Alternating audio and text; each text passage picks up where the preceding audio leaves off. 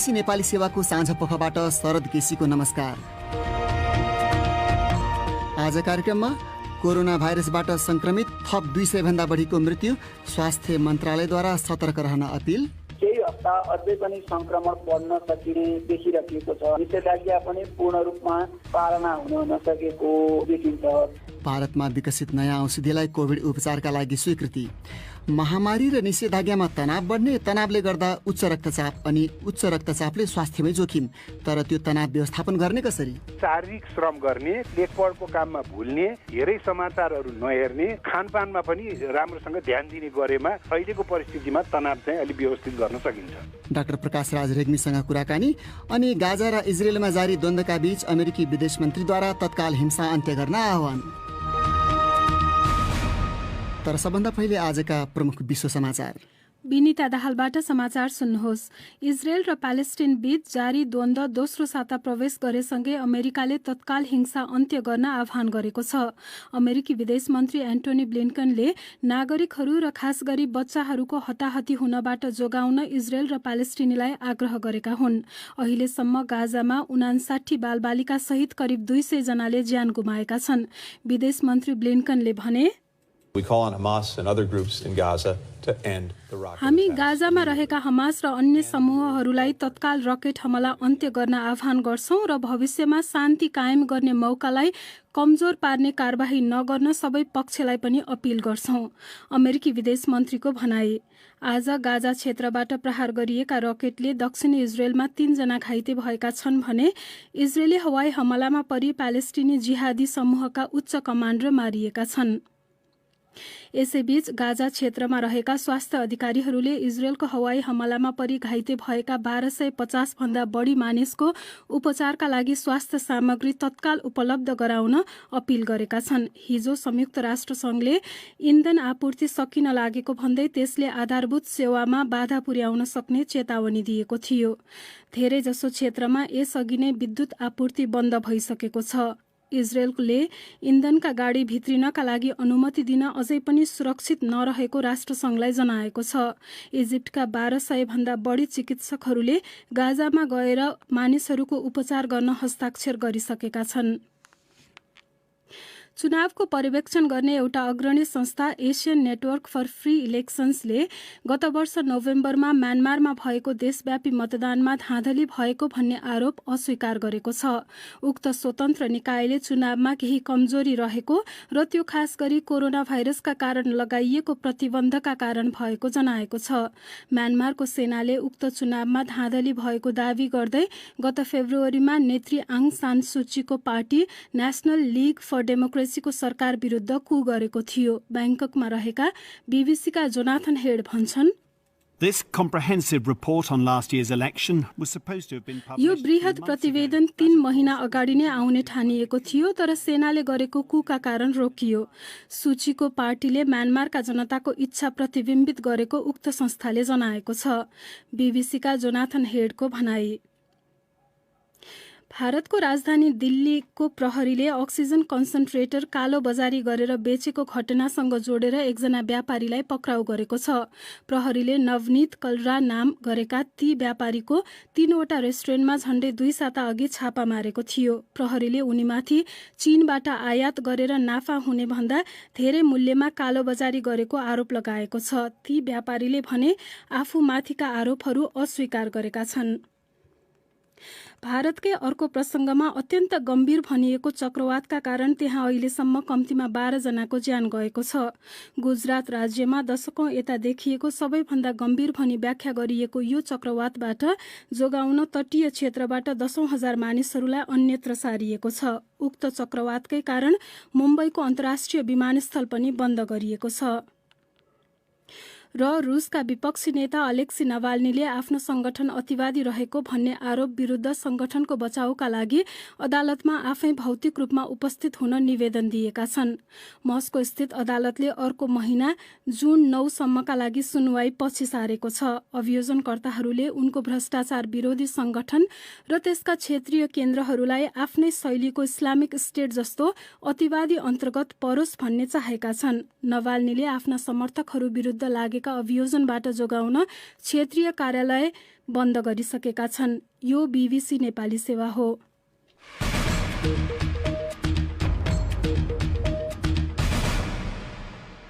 साँझपखमा तपाईलाई स्वागत छ। स्वास्थ्य मन्त्रालयले कोरोना भाइरसको महामारीका कारण नेपालको निम्ति आगामी केही हप्ता अझै चुनौतीपूर्ण हुने भन्दै सतर्कता अपनाउन सबैलाई आग्रह गरेको छ। संक्रमण उच्च बिन्दुमा पुगेर ओह्रालो लाग्ने सम्भावनाबारे विश्लेषण हुन थालेका बेला मन्त्रालयले आज सूचना जारी गर्दै रोकथामको निम्ति सबैलाई एकजुट हुन अनुरोध गरेको हो। मन्त्रालयको आजको दैनिक तथ्याङ्कमा 200 भन्दा बढीको ज्यान गएको र 9000 भन्दा धेरै संक्रमित भएको उल्लेख छ। प्रस्तुत छ एक रिपोर्ट। स्वास्थ्य मन्त्रालयको दैनिक विवरण अनुसार कोभिड-19सँग सम्बन्धित कारणले थप 214 जनाको मृत्यु भएको छ। पछिल्ला केही दिन संक्रमितको संख्या 9000 भन्दा तल झरेको थियो, तर पछिल्लो 24 घण्टामा 9247 जना संक्रमित थपिएका छन्। स्वास्थ्य मन्त्रालयले जनस्वास्थ्यका मापदण्ड राम्ररी पालना नभइरहेको र निषेधाज्ञाको समयमा पनि मानिसको आवत जावत 59% मात्रै कम भएको उल्लेख गर्दै सबैसँग सहयोगको अपील गरेको छ। मन्त्रालयका सहप्रवक्ता डाक्टर समीर कुमार अधिकारी अझै पनि संक्रमण बढ्न सकिने देखिरहेको छ। हामी अहिले निषेधाज्ञामा छौँ। निषेधाज्ञा पनि पूर्ण रूपमा पालना हुन नसकेको अलिकति देखिन्छ। त्यसमाथि पनि हामीले बिस्तारै निषेधाज्ञा ठुलो बनाउँदै जाँदा हामी फेरि बिर्सिन्छौँ कि यसले समस्या बनाउँछ कि हाम्रा अस्पतालहरूमा व्यवस्थापन गर्न चुनौतीपूर्ण हुँदै जान्छ कि भन्ने हिसाबले हामी संक्रमण रोकौँ। संक्रमण रोक्न हामी व्यक्तिले सबै निकायले भूमिका निर्वाह गर्न सक्छौँ। त्यसो भयो भने मात्रै सम्भव छ। काठमाडौँ उपत्यकामा पनि दैनिक संक्रमितको संख्या 3000 भन्दा कम भएको थियो, तर पछिल्लो 24 घण्टाभित्र 3000 भन्दा बढी संक्रमित थपिएका छन्। देशैभरि अहिले 1,13,000 जनामा सक्रिय संक्रमण छ। सरकारले 65 वर्षभन्दा बढी उमेरका नागरिकलाई कोरोना भाइरस विरुद्धको दोस्रो खोप 12 हप्ताभित्र दिने भनेको थियो, तर त्यसबारेको अनिश्चितता अझै कायम छ। त्यही दोस्रो खोप सांसद लगायतलाई दिन संसद भवनमा चलाइएको कार्यक्रम हिजो तेस्रो दिन अवरुद्ध हुन पुग्यो। त्यसको कारण जे बाहिर आयो त्यसले देश महामारीमा रहेका बेला समेत पहुँचवालाले गर्ने शक्तिको दुरुपयोगको कुरूप चित्र बाहिर ल्याइदिएको टिप्पणी भइरहेको छ। पूर्व सचिव द्वारिकानाथ ढुङ्गेलले संसद परिसरमा उनकै शब्दमा अनैतिक र गैर जिम्मेवार काम भएको टिप्पणी गरेका छन्। त्यही प्रकरणबारे बुझ्न हामीले संसद सचिवालयका प्रवक्ता रोजनाथ पाण्डेसँग कुराकानी गरेका थियौँ। सबभन्दा सुरुमा हामीले उनलाई सुरक्षाको दृष्टिकोणले संवेदनशील मानिने संसद भवनको परिसरभित्र चलाइएको खोप कार्यक्रम कसरी त्यसरी भद्रगोल भयो भनी सोधेका थियौँ। संसद सेवाका कर्मचारीहरू, मर्यादा पालक, सुरक्षा कर्मी र मान्य सदस्यज्यूहरूको लागि भन्ने थियो र संसदीय मामलाका पत्रकारहरू अनि आइसिसीका कर्मचारीको लागि भन्ने टार्गेट गरिएको थियो। अब उहाँहरूको नजिकको आफन्तहरू जस्तो भनौँ सुरक्षा कर्मीसँग सम्बद्ध भएका के उहाँका परिवारहरू, मान्य सदस्यज्यूका परिवारहरू, कर्मचारीका आश्रित परिवारहरू बढी विशेष त उहाँहरू चाहिँ बढी आएको देखियो। त्यसमा नि रोजनाथजी त्यो त सुरक्षा निकायको कमजोरी भएन, किनभने सूची हुनुपर्ने संसद सचिवालयसँग कि यो मान्छेले मात्रै लगाउन पाउँछ भनेर ती अनुसार ती व्यक्तिलाई मात्र प्रवेश दिनुपर्ने थियो पनि र सुरक्षा कर्मीलाई हामीले ती अनुसार निर्देशन दिएको पनि हो। हामीले आज छलफल गरेर समीक्षा पनि गर्यौँ त्यो घटनाको हिजोको। अब कतिपय सुरक्षा कर्मीका उच्च तहका पदाधिकारीहरू पनि परिवारको सदस्यहरूलाई लिएर आएको देखियो। मान्य सदस्यज्यूहरूले पनि परिवारका सदस्यहरू, अब ड्राइभरहरू, पिएहरू हुनुहुन्थ्यो, उहाँहरूलाई ल्याएको देखियो। अब हामीले उहाँहरूलाई सुरक्षित गर्नको लागि त्यो डोज लगाउँदा खासै फरक नपर्ने हिसाबले उदार मनस्थिति राखेर त्यहाँ खोप लगाउने काम भयो पहिलो र दोस्रो दिन। तर अब तेस्रो दिन पर्याप्त खोप यदि 500 डोज जति खोप थप ल्याइदिएको भए त्यो दिनको पनि समाधान हुन्थ्यो, खासै समस्या रहने थिएन। यहाँ खोप कसलाई पुग्यो कसलाई पुगेन भन्दा पनि सरकारले प्राथमिकता भन्दा बाहिरको मान्छेलाई सांसदको, नेताको अथवा उच्च अधिकारीको आफन्त, नातागोता, इष्टमित्र हुँ भन्दैमा पाउन थाल्यो भने सर्वसाधारणको दृष्टिकोण कस्तो बन्ला? होइन, स्वाभाविक रूपमै अहिले महामारीको समयमा डर त्रास रहेको अवस्थामा इन्जेक्सन लगाएपछि जोगिन्छ कि भन्ने हिसाबले ज्यानको चाहिँ आश गरेर अब आफ्नो आश्रित परिवारहरूलाई उहाँहरूले प्राथमिकता दिएर आएको देखिन्छ। सुरक्षाकर्मी, पत्रकार, कर्मचारी, मान्ने एउटा पक्ष मात्रै होइन, उल्लङ्घन गर्नुमा चाहिँ सबै पक्षको दोष देख्छु म चाहिँ। अब सुरक्षाकर्मीहरूले स्ट्रिक्टली त्यसलाई डिनाइ गर्न सकेको भए यसले समस्या ल्याउने थिएन।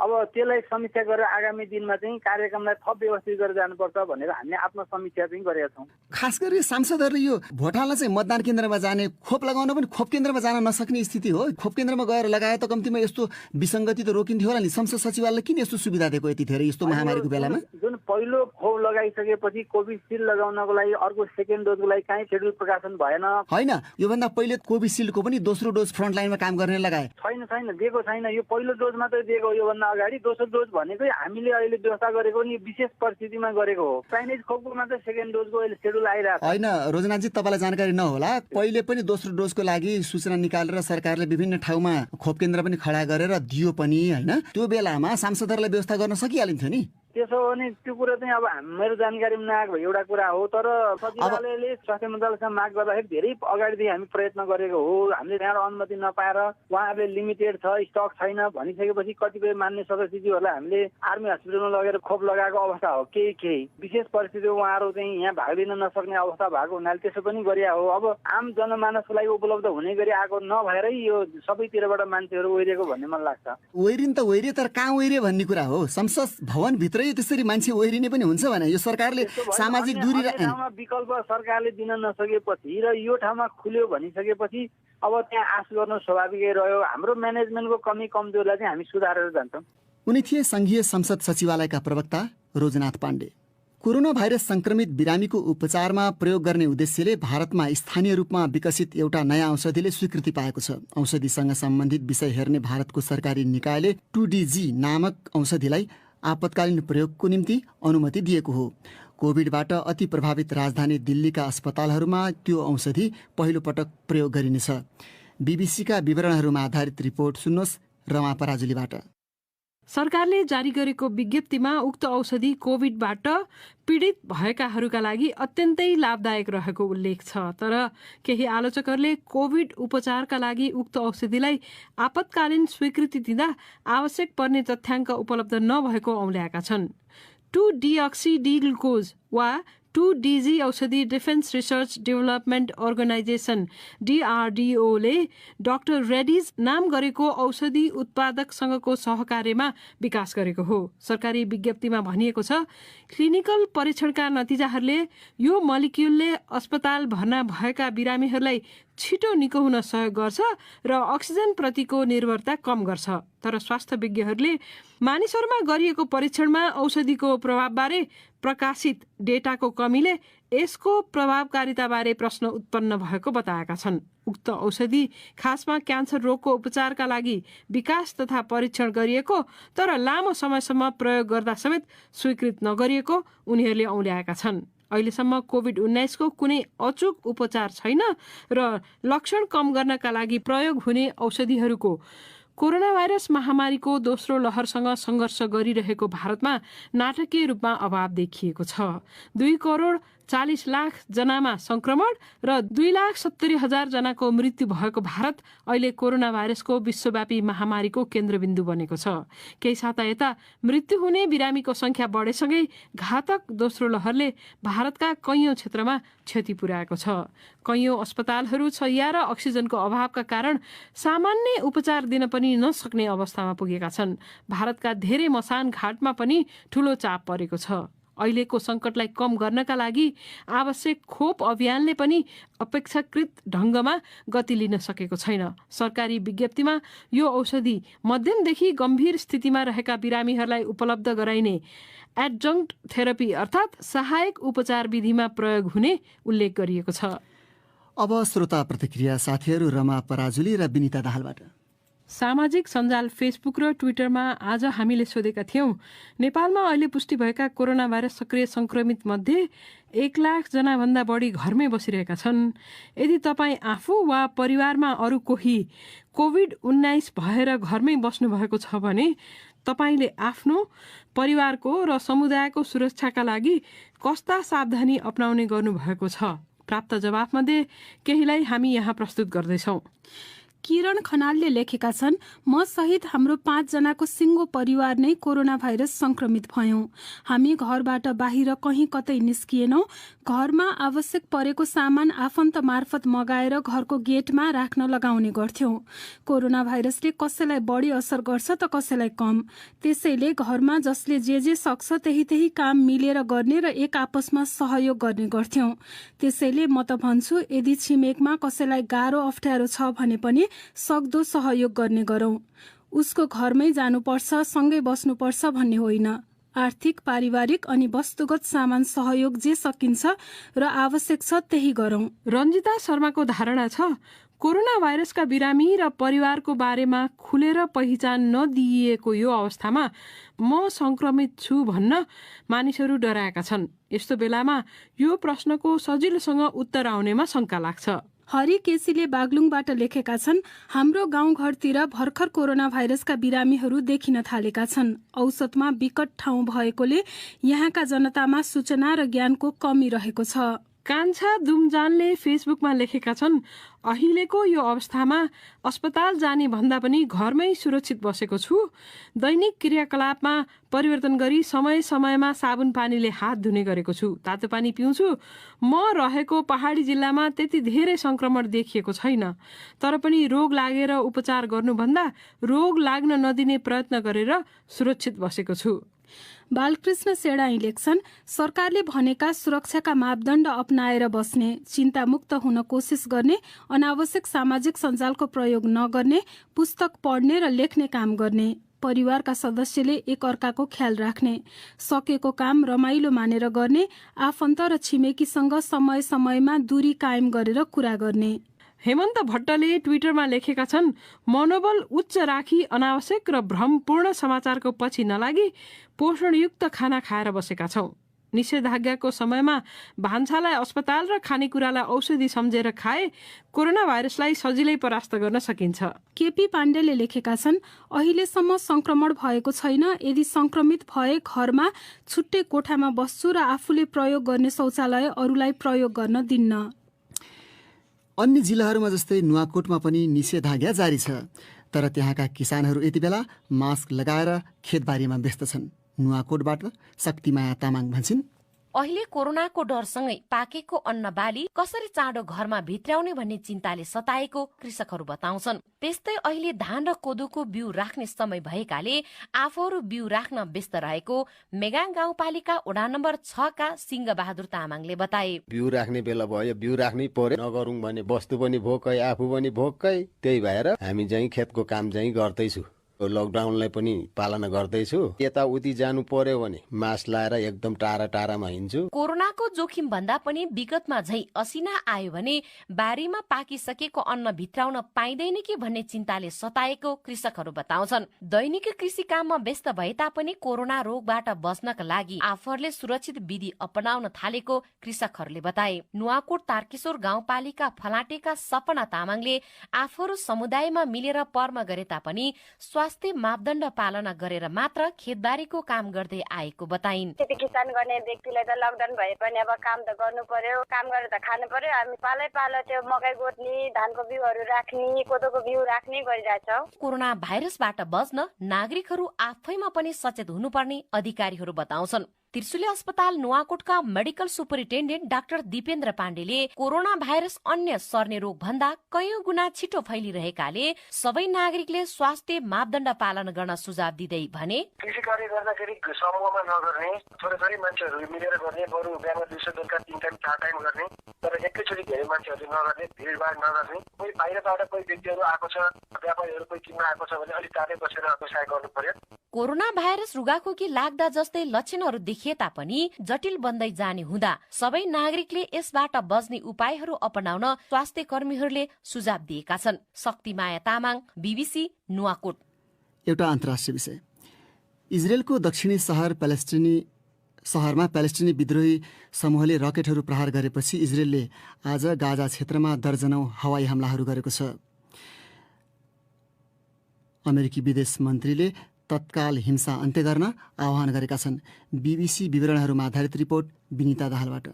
इजरायलले विद्रोही समूह हमाससँग सम्बन्धित कैयौं कमान्डरहरूको घरमा आक्रमण गरेको जनाएको छ। गाजामा रहेका मानिसहरूले भने एकदमै त्रासमा रहेको बताएका छन्। मानवीयताको क्षेत्रमा काम गर्ने प्यालेस्टिनी नजला सावाले सप्ताहन्तमा भएका हवाई हमलाहरूको व्याख्या गर्दै आफूसँगै काम गर्ने मानिसहरू र युवादेखि वृद्धसम्मले ज्यान गुमाएको बताइन्।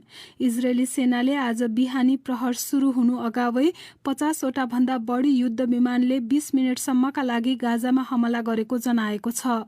सेनाले उसकै शब्दमा आतंक निशाना भन्दै त्यस्ता 35 क्षेत्रमा प्रहार गरिएको र हमासले बनाएको सुरुङ सञ्जालको 15 किलोमिटर ध्वस्त पारेको जनाएको छ।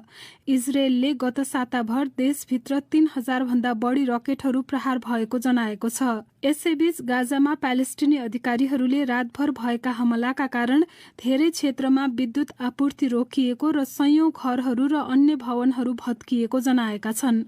विनिता दाहाल। आज अन्तर्राष्ट्रिय उच्च रक्तचाप दिवस। विभिन्न अध्ययनले दक्षिण एसियामा 1/4 भन्दा बढी मानिस उच्च रक्तचापबाट पीडित भएको बताइन्छ। यसै सन्दर्भमा हामीले मुटुरोग विशेषज्ञ डाक्टर प्रकाश राज रेग्मीलाई सोधेका थियौं, नेपालीहरूमा उच्च रक्तचापको समस्या कति छ? 18 वर्षभन्दा माथिका वयस्कहरू मध्ये 1/3 उच्च रक्तचाप भएको देखिन्छ। विगतको 2 दशकको तुलना गर्ने हो भने अहिले उच्च रक्तचाप ठ्याक्कै 3 दोब्बरले बढेको छ। कस्ता मानिस बढी जोखिममा छन्? जसले चाहिँ राम्रो खानपान गर्नुहुन्न, जसले चुरोट सुर्ती र रक्सी बढी सेवन गर्नुहुन्छ, जसले चाहिँ राम्रोसँग व्यायाम गर्नुहुन्न, जसलाई बढी मानसिक तनाव छ र जसको वंशमा उच्च रक्तचाप छ, जस्तै बाबुआमा, दाजुभाइ, दिदीबहिनी कसैलाई रक्तचाप भएको छ भने उहाँहरू चाहिँ बढी जोखिम हुनुहुन्छ भन्ने बुझ्नुपर्छ। त्यस्तै जो व्यक्ति मोटो छ, मोटोपनबाट पीडित हुनुहुन्छ, उहाँहरूलाई पनि उच्च रक्तचाप बढी भएको हामी देख्छौँ। राम्रो खानपान भनेको कस्तो खानुपर्छ?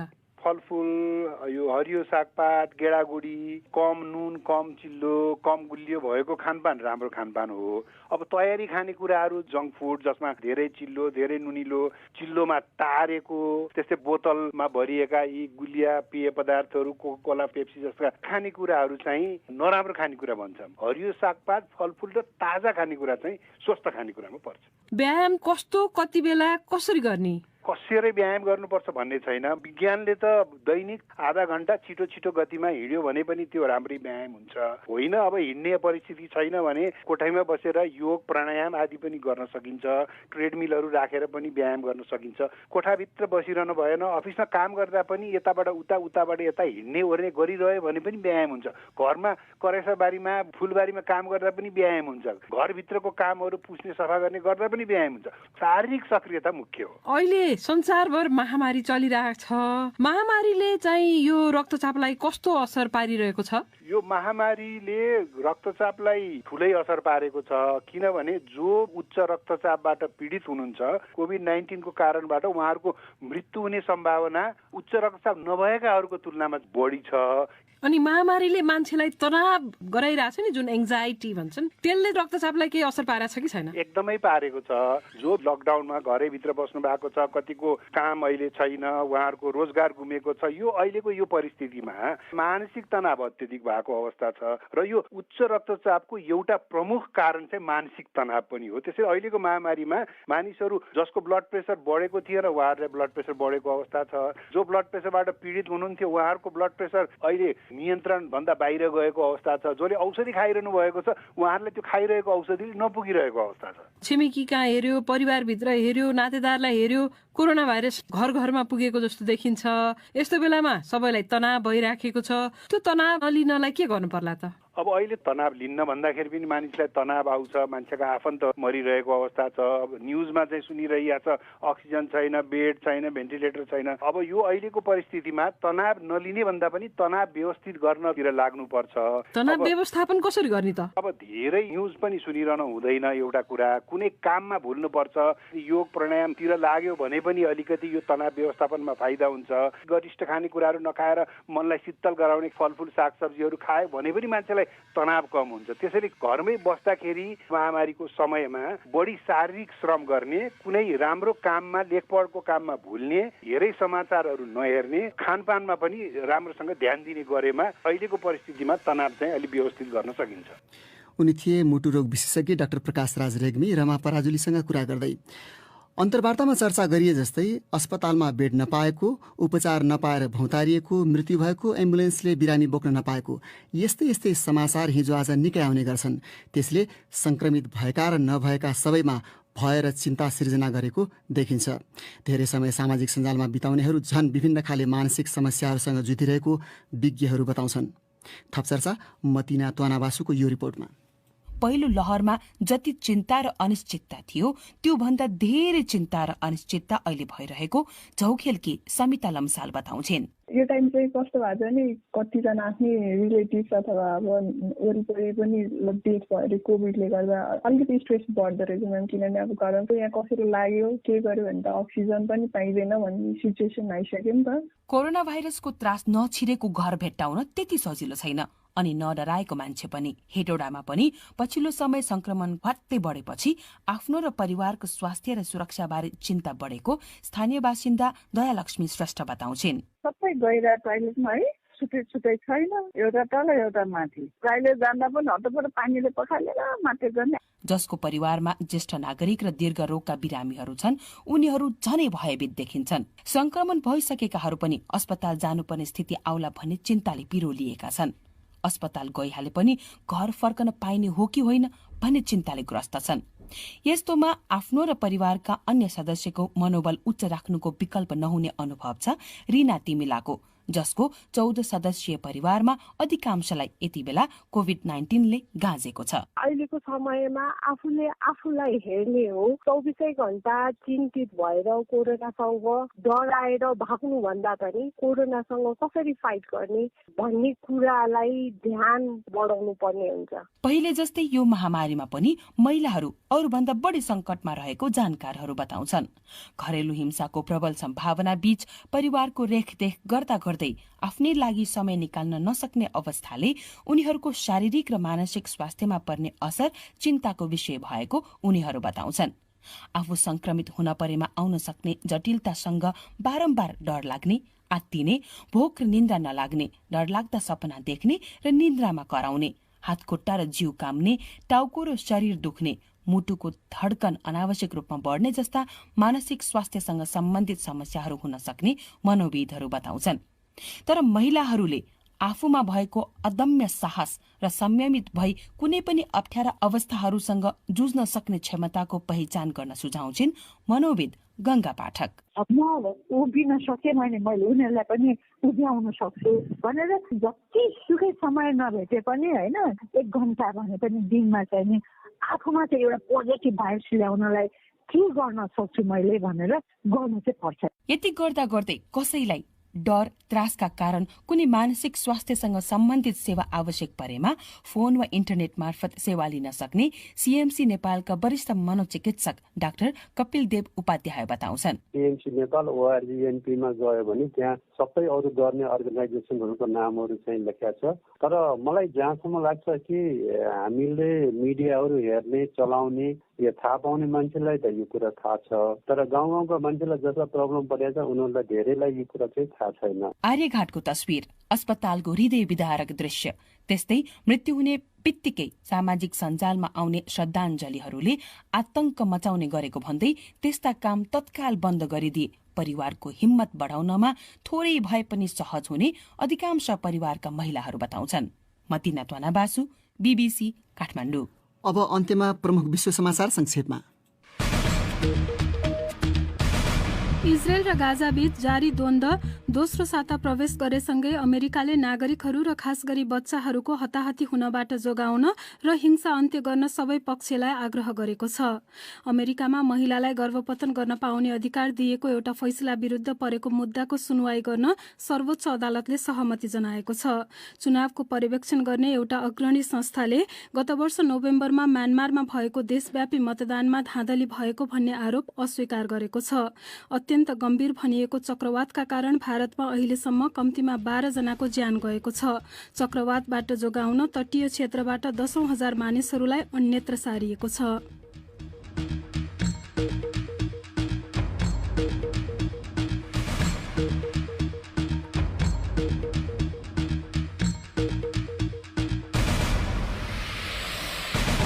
हवस् त यसका साथै BBC नेपाली सेवाको साँझ पख यही सकिन्छ। अब हामी भोलि बिहान 7:15 बजे बिहानी पख लिएर आउनेछौँ। त्यस बेलासम्मका लागि हामी सबैलाई बिदा दिनुहोस्। नमस्कार।